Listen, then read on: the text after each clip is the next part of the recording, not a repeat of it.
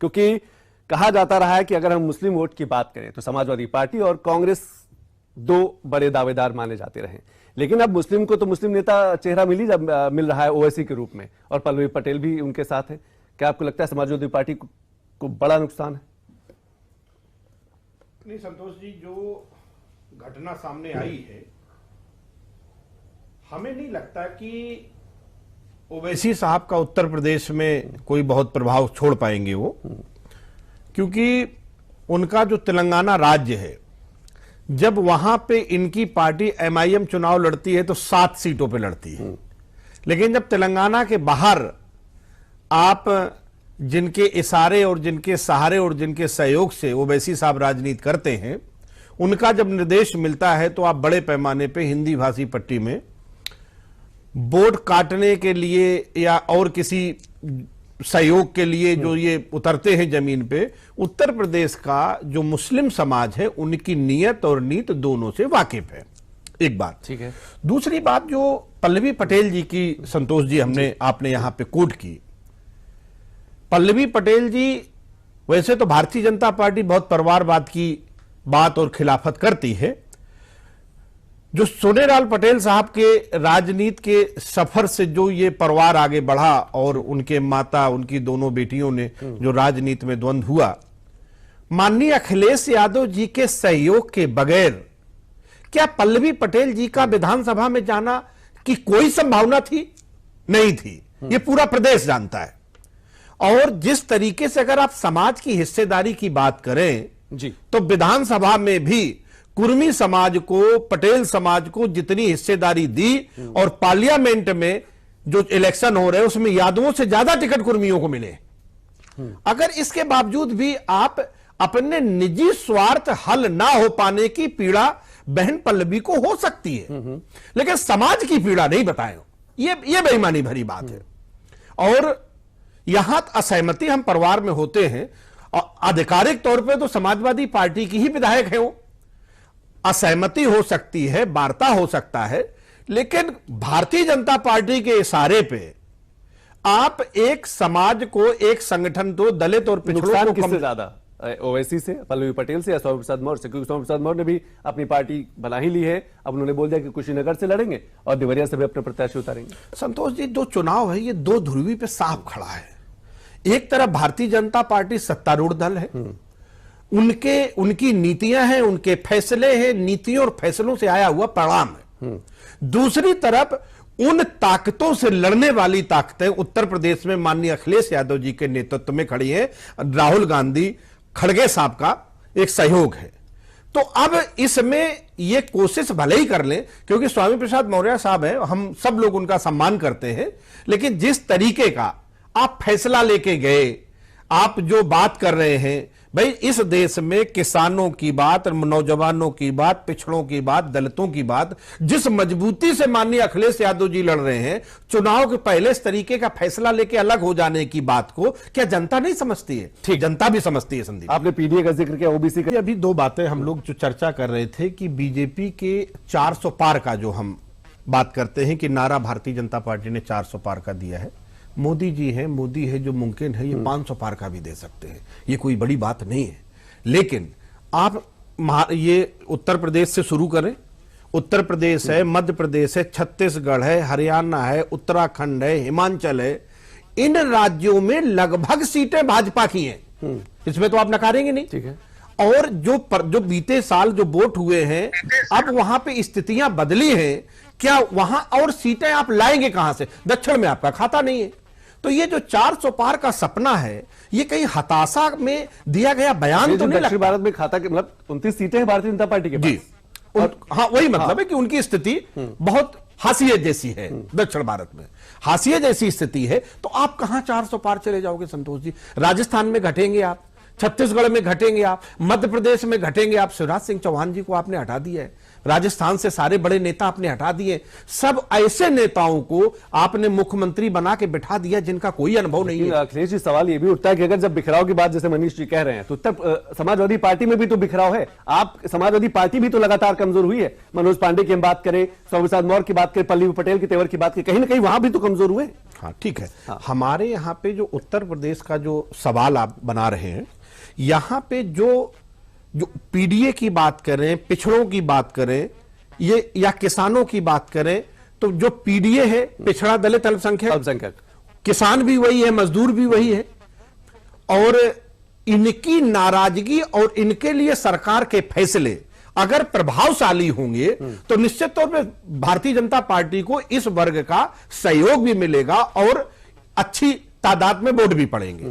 लेकिन पूरे देश में पिछले 5 साल से लगातार किसान आपका संघर्ष कर रहा है, रोजगार में देने में पूरी तरह फेल हुए।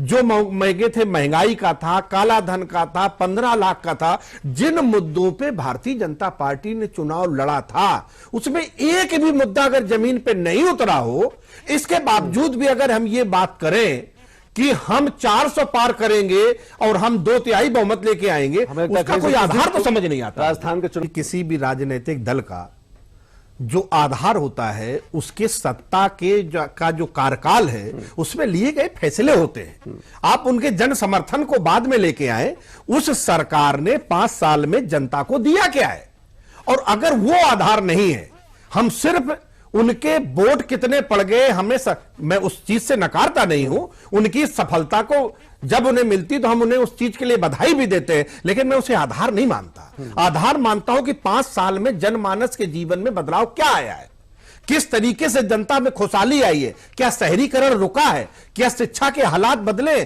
क्या स्वास्थ्य सेवाएं बेहतर हुई हैं, और उस लेवल पे संतोष जी कोई बदलाव पूरे भारत के किसी भी राज्य में, किसी भी गांव में, किसी भी मोहल्ले में बिल्कुल देखने को नहीं मिलता। मनीष जी, क्या देखते हैं बदलाव में कांग्रेस को स्पेस देंगी? क्या उद्धव ठाकरे शरद पवार को महाराष्ट्र में स्पेस देंगे? क्या आम आदमी पार्टी दिल्ली में कांग्रेस को स्पेस देगी, पंजाब में कांग्रेस को स्पेस देगी? फिर किस चीज का गठबंधन है ये?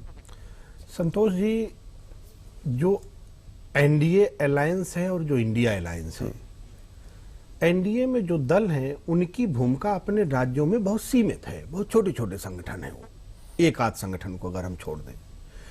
इंडिया अलायंस में जो संगठन है उनका अपने राज्यों में बहुत मजबूत जनाधार है, कई राज्यों में वो सरकारें चलाते हैं। तो जब इतने बड़े संगठन अलायंस में आते हैं तो उनको अलाइन होने में थोड़ा सा वक्त लगता है।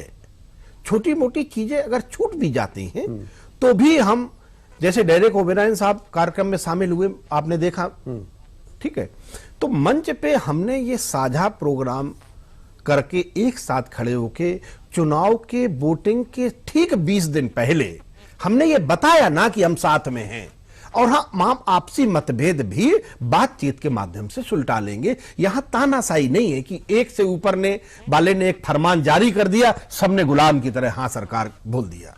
ये एक डेमोक्रेटिक अलायंस है, यहां पे आजादी है अपनी बात कहने की, असहमत होने की।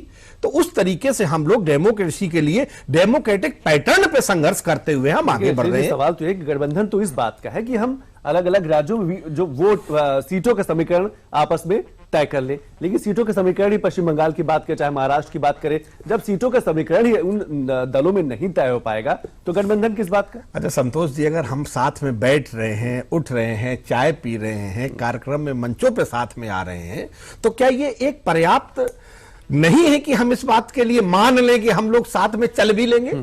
मुझे नहीं लगता है कि हम लोग चुनाव के आने तक चीजें ऊपर नीचे करके हम लोग चुनाव साथ में हैं और साथ में लड़ेंगे, ये बातें बहुत बड़ी नहीं रह जाएंगी। बिल्कुल बड़ी नहीं रह जाएंगी गठबंधन। मैं भारतीय जनता पार्टी का ये जो दोहरा मापदंड है, चिराग पासवान हो वो इन्हें परिवारवादी नहीं लगते, अजीत पवार हो इन्हें परिवारवादी नहीं लगते, अनुप्रिया पटेल जी उन्हें परिवारवादी नहीं लगती, निषाद पार्टी, राजभर पार्टी इन्हें परिवारवादी नहीं लगती, ये बेमतलब की बात है। आप अगर उस चीज पे वो बात करें जो व्यवहारिक हो, एक बात। दूसरी बात, जो उन्होंने कहा कि इस तरीके के जो मतभेद दिखाई देते हैं, हम लोग लार्जर इंटरेस्ट में लोकतंत्र और संविधान की सत्ता इस देश में बनी रहे उसके लिए हम कोई भी मतभेद भुला के हम एक मंच पे खड़े होते हैं, एक बात कहते हैं, एक कमिटमेंट निभाते हैं कि देश के लिए, संविधान के लिए, पिछड़े दलित किसानों के लिए हम एक होकर भारतीय जनता पार्टी को सत्ता से हटाएंगे। लेकिन वो कमिटमेंट आरएलडी के साथ नहीं दिखा, वो कमिटमेंट तो भाजपा के साथ नहीं दिखा। नहीं, आरएलडी का कमिटमेंट, आप अभी पल्लवी पटेल जी की भी बात कर रहे थे, आरएलडी, इनके जयंत चौधरी साहब का क्या मजबूरी रही, क्या था उनका, जिस वजह से उन्हें जाना पड़ा? क्योंकि पूरे 5 साल मोदी सरकार पे जिस जम के वो पानी पी पी के बरसते रहे, और हाथरस में उसी सरकार की पुलिस ने जिस तरीके से लाठी और डंडे बरसाए उन पे, पूरा जाट समाज आंदोलित हो गया था, दिल्ली पहुंच गया था।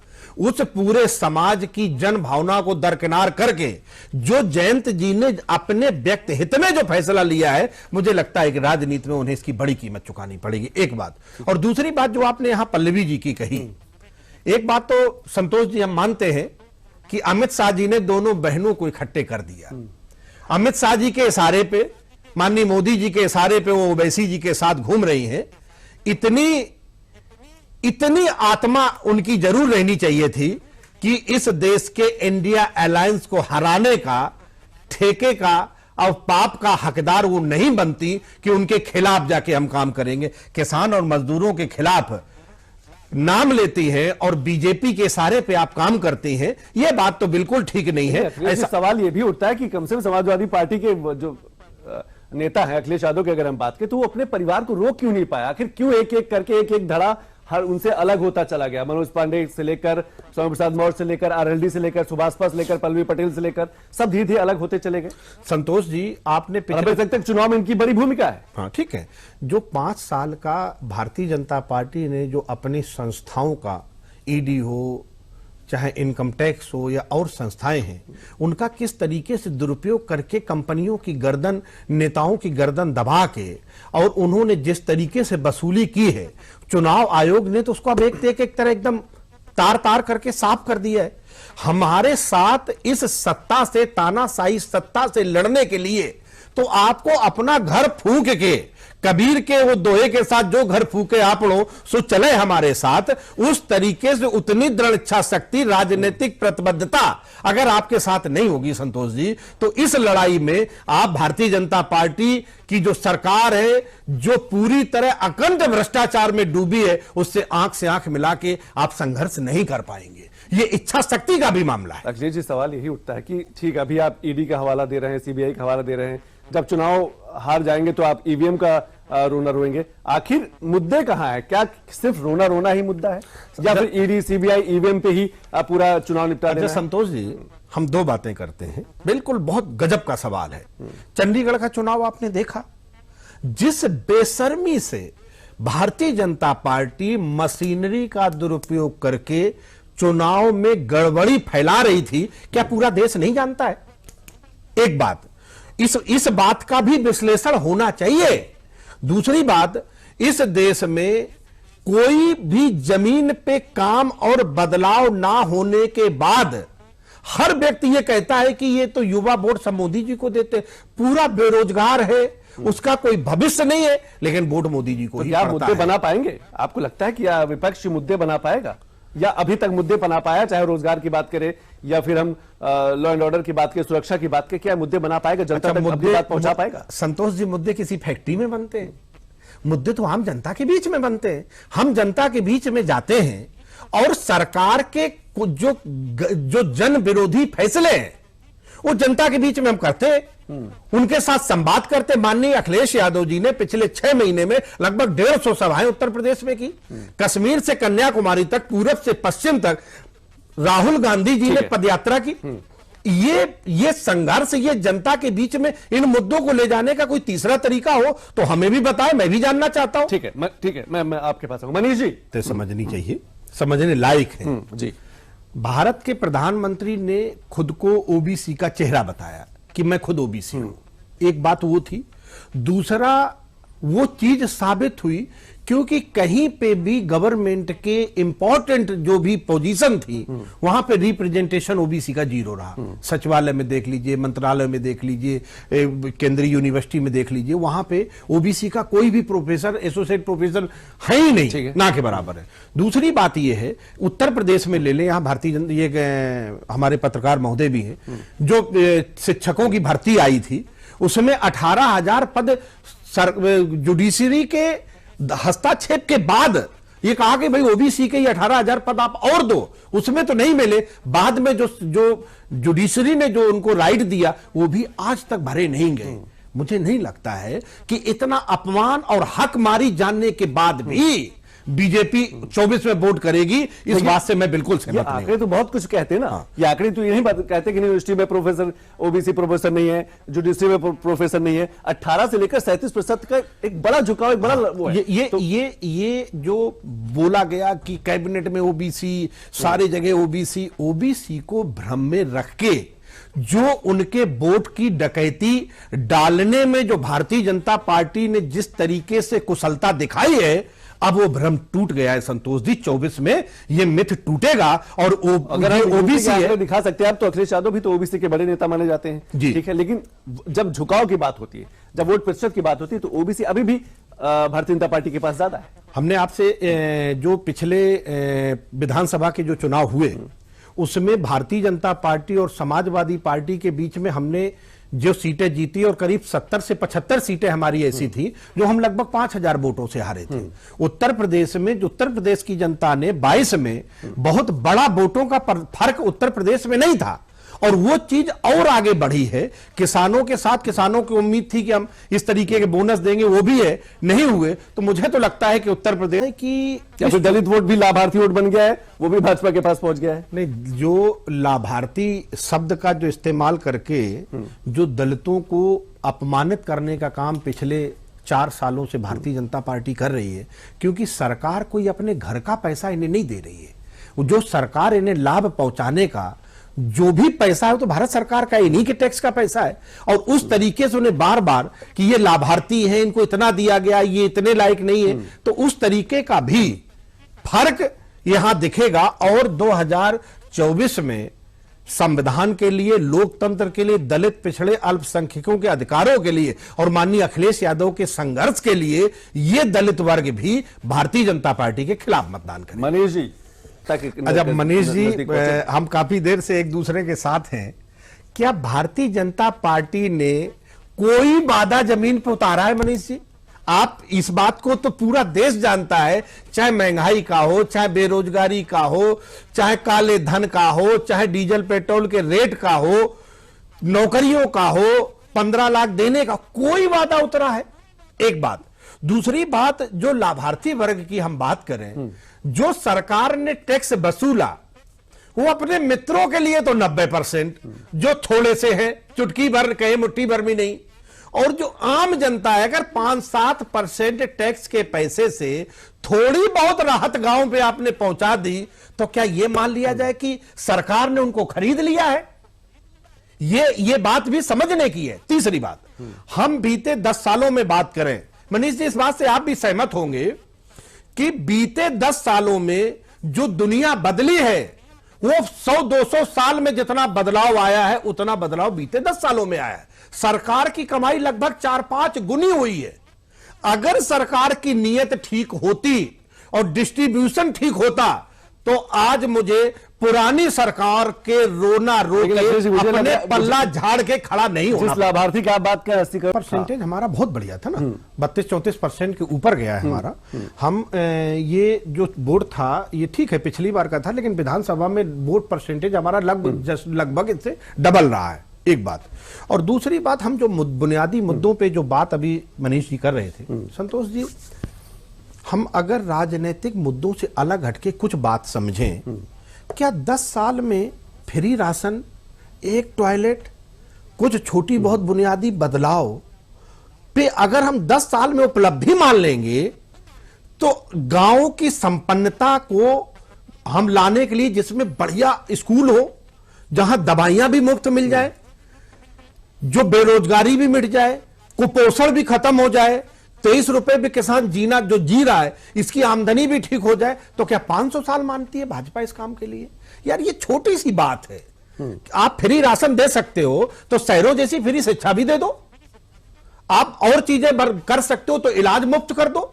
आप जितना सरकार, आयुष्मान कार्ड है, 5 लाख का इलाज मुफ्त है गरीबों का, बिल्कुल मुफ्त है। इस योजना में, उस योजना में, तीसरी योजना में पूरे दुनिया का जब हम मॉडल लेके आते हैं, दुनिया के यूरोप के कई देशों में इलाज पूरी तरह मुफ्त होता है। संतोष जी कर देते हैं, कितना फर्क आएगा? जितना अपने मित्रों का आपने जो एनपीए किया है उसका 10% भी तो नहीं आएगा। और जो गरीब अमीर के बीच में बुनियाद सबसे बड़ी बनती है वो शिक्षा बनती है। शिक्षा तुमने चौपट कर दी है पूरी तरह।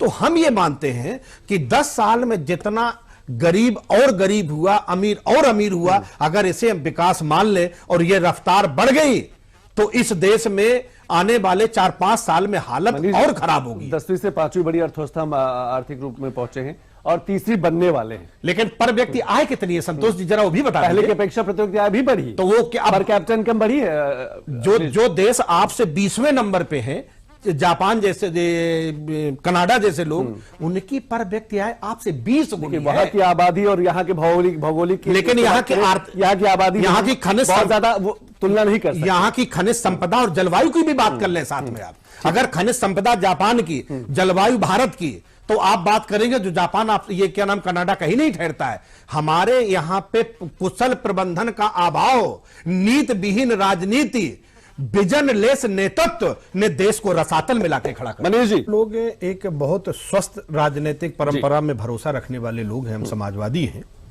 लेकिन एक बात जो हमारे मनीष अग्रवाल साहब ने कही कि जो 55 साल का जो सफर था और हमने 10 साल का शासन लिया, मनीष जी कभी जोड़िएगा अलग से बैठ के बजट 55 साल का और 10 साल का, तो टोटल में बहुत फर्क नहीं है।